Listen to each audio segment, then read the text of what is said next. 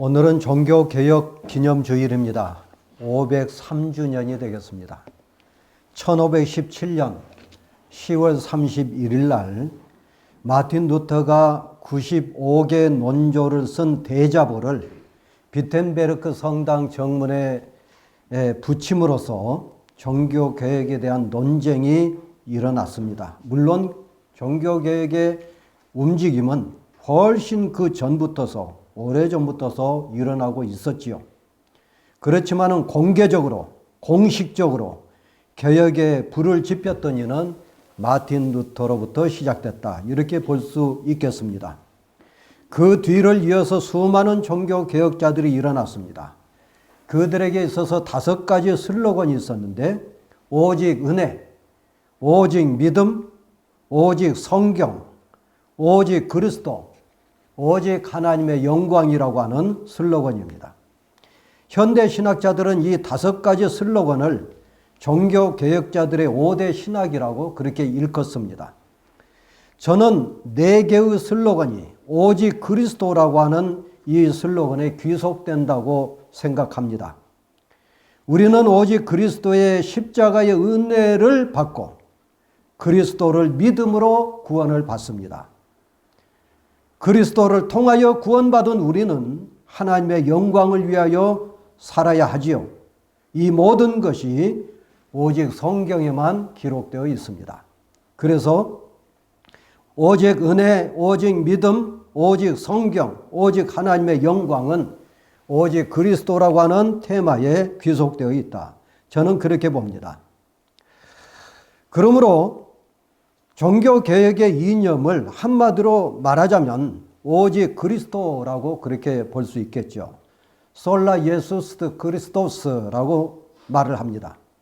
이것이 500년 전에 개혁자들이 외쳤고 실현시키고자 했던 과제였습니다. 그리고 여전히 우리가 실현해야 되고 그리고 실현해야 될 과제가 아닌가 싶습니다.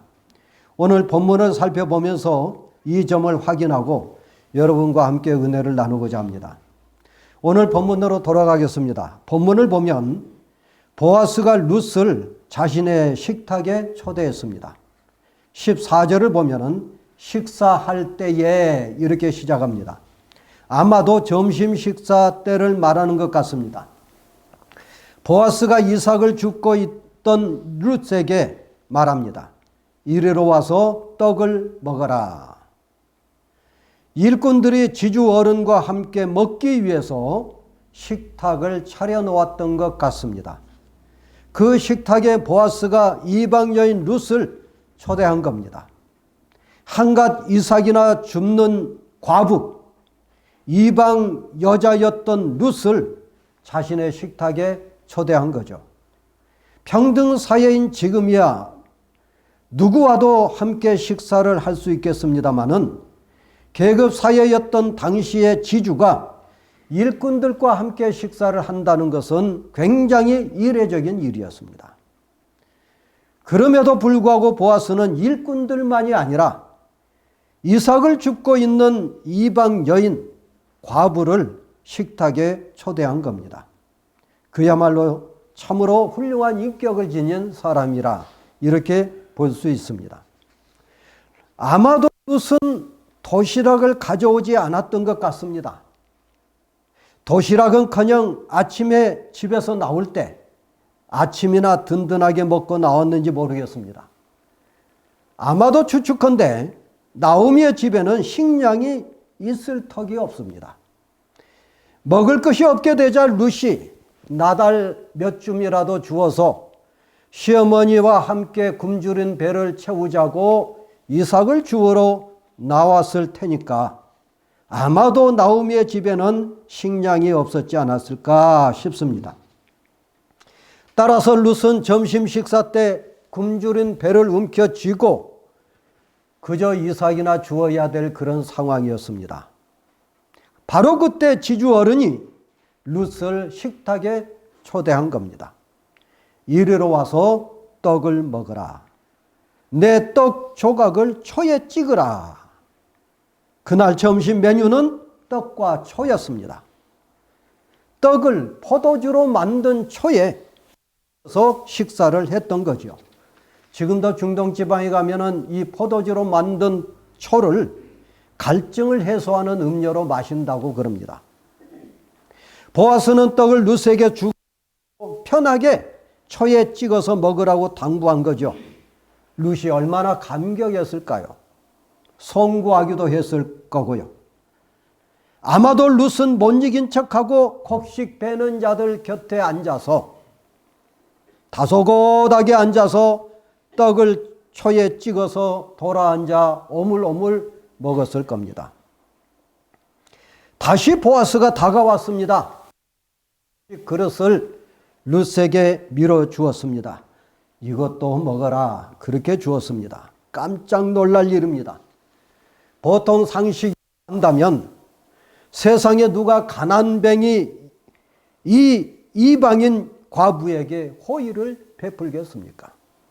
그것도 구약에서 가장 어두운 사사시대에 누가 과연 이 가난한 과부에게 먹을 것을 주겠느냐 하는 겁니다. 룻은 배불리 먹었습니다. 그리고 남겼습니다. 보아스가 먹고 남을 정도로 많은 음식을 룻에게 주었다는 거죠. 그렇습니다. 인심은 먹는 데서 나는 법입니다. 먹는 것이 풍족해야 인심이 넘칩니다. 여러분, 이런 식탁에 이웃을 초대하십시오. 또한 여러분이 이런 식탁에 초대받기를 축원합니다. 주님은 여러분을 풍성한 식탁에 초대하십니다.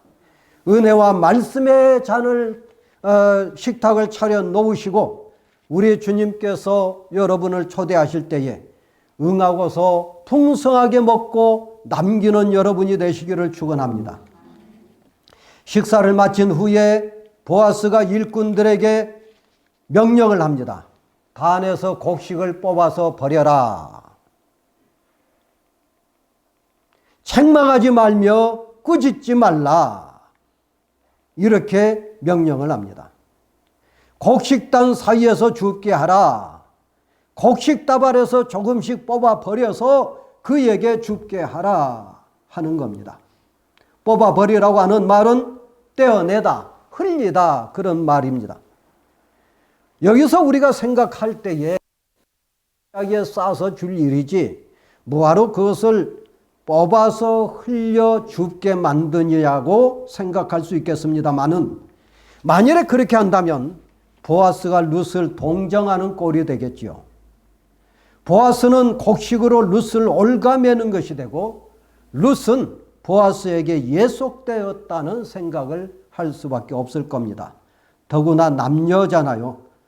따라서 보아스는 일꾼들에게 단 사이에서 곡식을 버리도록 명령함으로써 룻의 자존심을 세워주었던 겁니다.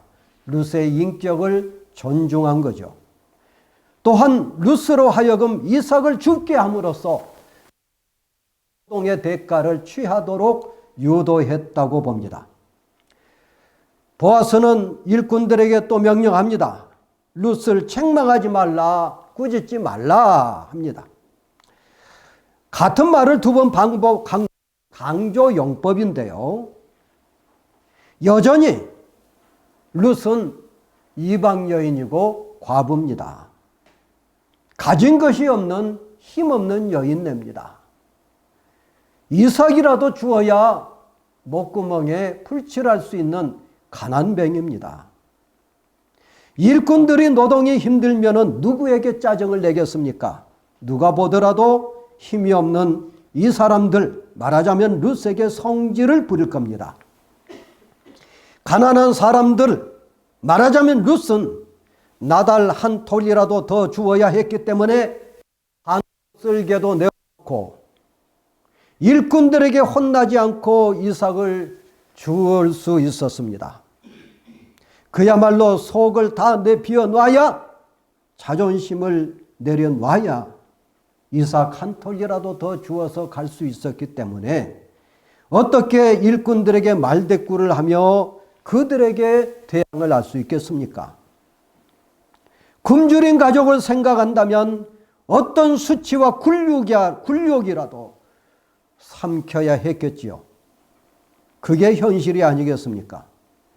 보아스는 바로 그들의 처지, 룻의 처지를 이해하고 그리고 생각한 것입니다. 처지를 바꿔서 생각한 거죠. 역지사지입니다. 오죽했으면 남의 밭에서 이삭을 줍겠느냐 이렇게 생각하고서 일꾼들에게 향하여 갑질하지 말라 이렇게 명령을 한 겁니다. 지주어른의 세심한 배려가 아닐 수 없습니다. 여러분, 역지사지로 남을 배려하는 보아스를 만나게 해달라고 기도하십시오. 그런 사람을 만나기를 축원합니다. 그러나 사람은 어디까지나 사람입니다. 세상에 완전한 인격을 갖춘 사람은 없습니다. 있다면 오직 우리 주 예수 그리스도십니다. 한 분밖에 없습니다. 주님께서 여러분을 찾아오셔서 여러분을 이해하고 배려하며 여러분을 공급해 주시기를 축원합니다. 그리하여 여러분 모두 풍요로운 삶을 누리시기를 축원합니다. 룻은 작은 움막에 선 것 외에는 하루 종일 이삭을 주었습니다. 일꾼들이 일부러 흘려니 얼마입니까? 하나라도 더 줍기 위해서 허리도 펴지 못했을 것이고요. 얼마나 지쳤는지 우리가 짐작하고도 남음이 있습니다. 구부리고 이삭을 줍느라 허리가 얼마나 아팠을까요? 저녁이 되었습니다. 보자기를 펴고 그리고 바닥에 깔고서 주워온 이삭을 털었습니다. 주워온 이삭을 떨고 보니 한 에바 정도, 한 에바라고 한다면 23리터, 한 대, 두 대, 대로 말하자면 12대 정도 된답니다. 요즘 우리가 흔히 사용하는 킬로그램 수로 한다면 10kg이 넘습니다. 한 여인이 들녘에서 머리에 이고 서올 수 있는 최대치의 양이라고 할 수가 있겠습니다. 수입으로 치면 엄청난 수입입니다. 남의 밭에 가서 이삭 그가 한 모가지 두 모가지 주워다가 털어보니까 10kg 이상이 되었다. 곡식을 수확한 겁니다. 룻은 아침에 허기진 배를 움켜쥐고 집에서 나올 때는 남자들에게 쫓겨다니지 않고서 몇 줌이라도 주워서 돌아오기만을 바랐을 겁니다. 그렇지만 정말 우연하게도 훌륭한 인격을 갖춘 보아스를 만나서 이삭을 풍성하게 주울 수가 있었습니다. 이제 집에 돌아갈 시간이 되었습니다. 룻은 하루 종일 자신을 기다리고 있을 시어머니를 생각했습니다. 보리 자루를 머리에 이고 달렸습니다. 집에 들어가자마자 그것을 시어머니 앞에 내려놓았습니다. 그것을 자랑 삼아 보여드렸습니다. 여러분, 이것이 굉장히 중요합니다. 자신의 일한 수고를 시어머니에게 보여드렸다는 겁니다. 그리고 룻은 점심때 먹다 남겨놓았던 떡과 볶은 곡식을 시어머니에게 드렸습니다. 보아스가 룻에게 먹으라고 내민 것 중 일부였습니다. 룻은 보아스가 내민 떡과 볶은 곡식이 많아서 다 먹을 수도 없었지만은 굶주리고 있을 시어머니를 생각하면 혼자 먹을 수가 없었던 거지요. 룻은 웬만큼 먹어 배만 채우고 남겼습니다. 그리고 누가 볼까 봐서 돌아앉아 주섬주섬 보자기에 쌓았습니다. 가져온 보따리를 풀어놓는데 보리가 한 마리 더 됩니다. 거기다가 떡과 볶은 곡식도 내놓은 걸 보니 참으로 놀랄 일이었습니다. 도대체 무슨 일이 있었는가? 나오면은 룻에게 채근하며 물을 수밖에 없었습니다. 룻은 시어머니에게 그간 있었던 일을 소상하게 말씀드렸습니다. 누구의 밭에서 일했는지 시어머니에게 알게 했습니다. 앞에서 말씀을 드렸듯이 룻은 시어머니에게 주었던 곡식을 보여드리고 먹고 남긴 음식을 가져다가 드렸습니다. 이것도 중요하지만 누구의 밭에서 일했는지, 누구를 만났는지, 어떤 호의를 받았는지 소상하게 말씀을 드려서 알게 하는 것은 참으로 중요한 일이었습니다. 롯은 자신의 심년을 걱정하고 있는 시어머니에게 쓸데없는 걱정하지 마시라 쏘아붙이지 않았습니다. 늙어가지고 별것 다 하려고 한다 핀잔하지 않았습니다. 뭘 그리 하려고 하느냐? 이제 제발 나에 대해서 신경 끄시고 당신의 몸이나 신경 쓰시라. 망령들까 걱정됩니다. 짜증내지 않았습니다. 아침부터 저녁까지 보아스 밭에서 있었던 모든 일을 시어머니에게 소상하게 말씀을 드렸습니다. 여러분, 효도가 뭔지 압니까? 효도는 이게 효도입니다. 그간에 있었던 모든 일을 알게 해드리는 것, 그게 효도입니다. 시어머니로 하여금 아시게 하는 것, 소상하게 말씀을 드리는 것, 그것이 효도라고 하는 것을 아시기를 바랍니다. 여러분, 세상에 그런 며느리가 어디 있냐고 하지 마십시오. 여러분이 그런 며느리가 되면 됩니다. 마트에서 사온 것은 시어머니에게 죄다 보여드리는 것이 효도입니다. 외식하고 들어왔으면 남겨서 시어머니에게 그것을 드리는 것이 효도입니다. 그것보다도 더 큰 일은 밖에서 일어난 세세한 일들을 알게 해드리는 것이 효도입니다. 늙어가지고 뭘 그렇게 하려고 간섭을 나누자고, 그거는 불효막심한 자의 생각입니다. 뭘 그리 간섭하느냐고, 뭘 그리 참견하느냐고, 뭘 그리 알고 싶으냐고 짜증을 내는 것은 참으로 불효막심한 노릇입니다. 하나님께서 그에게 복을 주시겠습니까? 결코 하나님께서 복을 주지 않으십니다. 나오미가 묻습니다. 오늘 어디서 주었느냐? 어디에서 일을 했느냐? 시어머니의 물음에 롯은 소상하게 대답을 합니다. 오늘 일하게 한 사람의 이름은 보아스입니다. 나오미의 귀가 번쩍 열렸습니다. 보아스라고! 나오미는 룻의 말이 끝나기도 전에 왼마디 소리를 외쳤습니다. 그가 여호와로부터 복받기를 원하노라. 그가 살아있는 자와 죽은 자에게 은혜 베풀기를 그치지 아니하는도다. 그 사람은 우리와 가까우니 우리의 기업 물을 자 중에 하나이니라. 제가 이 말을, 이 문장 세 문장을 가만히 들여다보니까 이게 역순으로 원인과 결과 구문으로 되어 있어요. 마지막 구문인 그 사람은 우리와 가까우니 우리의 기업 물을 자다 라고 하는 이게 원인이 돼서 바로 그 앞에 있는 문장의 결과를 가져왔는데요. 그가 살아있는 자와 죽은 자, 살아있는 자는 누굽니까? 나오미와 룻을 가리키고, 죽은 자는 누굽니까? 엘리멜렉과 말론과 기론을 가리키는데, 그들에게 과거에도 은혜를 베풀더니 지금도 은혜를 베풀는구나. 그러므로 그가 여호와께 복받기를 원하노라. 이렇게 나오미가 축복 선언을 하고 있는 것을 보게 됩니다. 여러분, 여기서 우리가 주목할 단어가 있습니다. 기업 물을 자란 무슨 뜻일까요? 히브리어로 한다면 고엘입니다. 고엘은 되찾다, 물으다, 구속하다라고 하는 의미를 지니고 있는 단어입니다. 이게 무슨 뜻일까요? 고대 이스라엘에 고엘 제도가 있었는데요. 하나님으로부터 할당받은 기업이나 땅을 영구 보존하고 혈족을 유지하기 위한 제도였습니다. 또한 부당하게 피해를 당한 친족이 적절하게 보상을 받게 하는 제도적 장치라고 할 수 있겠습니다. 고엘의 의무가 있습니다.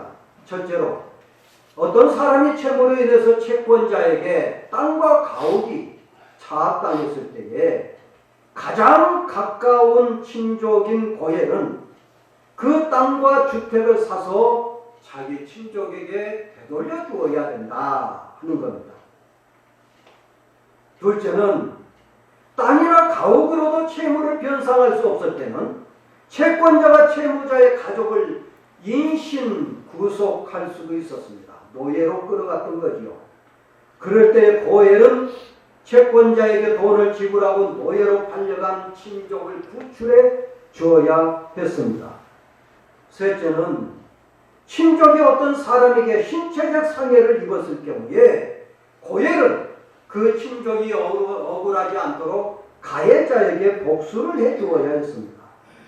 넷째로 친족이 아들을 낳지 못하고 죽었을 때에 고엘은 그 미망인과 결혼하여서 죽은 친족의 자식을 낳아주어야 했습니다. 그리하여서 죽은 자의 대가 끊기지 않도록 해주었다는 거죠. 그러면 누가 고엘이 될 수 있었을까요? 가장 가까운 친족이어야 합니다. 그러나 친족도 순서가 있겠지요. 그래서 자원해야 됩니다. 자원하지 않으면 고엘 자격이 성립되지 않습니다. 마지막으로 고엘은 그만한 재산이 있어야 합니다. 친족이 어려울 때에 땅도 사주고 집도 사줘서 되물려줘야 된다는 거죠. 그런 능력이 없으면 고엘이 되고 싶어도 될 수 없었다 하는 겁니다. 나오미는 루스로부터 보아스 밭에서 일했다는 말을 듣자마자 갑자기 생기가 돌았던 거예요. 생각해보면은 베들레헴을 떠나 모압으로 이주한 이후에 나오미에게는 생기가 있었던 날이 없었습니다. 모압에서는 말할 것도 없고 베들레헴으로 돌아온 이후에 희망이라고 하는 것은 찾아볼 수가 없었습니다. 잘 살아보겠다고 찾아간 모압에서 남편과 두 아들이 죽었는데 무슨 희망이겠습니까? 죽지 못해서 생명을 연명하고 있었지. 죽은 사람이나 다를 바가 없는 삶을 살고 있었던 거죠. 그러나 루시 보아스 밭에서 이삭을 주었다는 것과 보아스의 호의를 입었다는 말을 듣는 순간 나오미는 드디어 희망을 보았습니다. 나오미가 생각하기에 보아스는 고엘로서 충분한 자격을 가지고 있었습니다. 친척 중에 가까운 친족이요, 고엘의 역할을 승낙할 정도로 훌륭한 인격을 갖추었고 마을의 유지가 될 정도로 땅의 유지였기 때문에, 지주였기 때문에 고엘의 역할을 충분히 수행할 능력을 가지고 있었던 겁니다.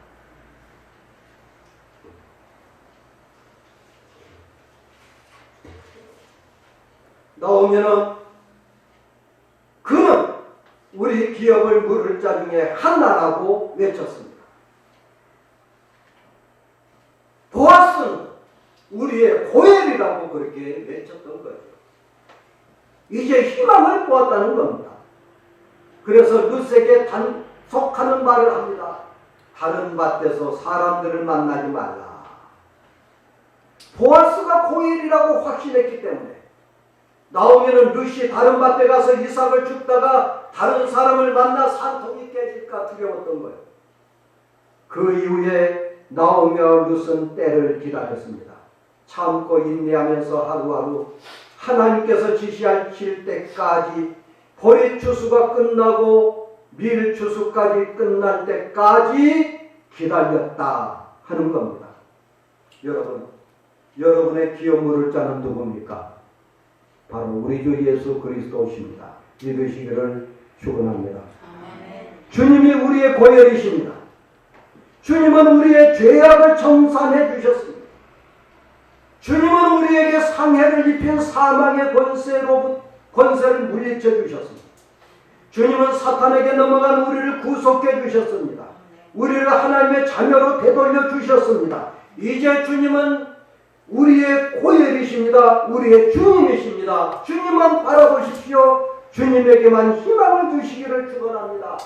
세상을 바라보지 말고 주님을 바라보시기를 축원합니다. 그리하여서 주님의 은혜와 축복을 받아 누리시기를 바랍니다. 설교를 마치면서 503주년이 된 종교개혁을 생각합니다. 한국교회는 영락없이 중세 가톨릭 교회를 닮았다고 한다면 지나친 표현이라고 할까요? 그러나 하나하나 말씀을 드릴 수 없지만 속속들이 들여다보면 한국교회가 왜 하필이면 중세 가톨릭을 닮았느냐 하는 비판을 받습니다. 그것도 신학자들이 그렇게 서로 비판을 합니다.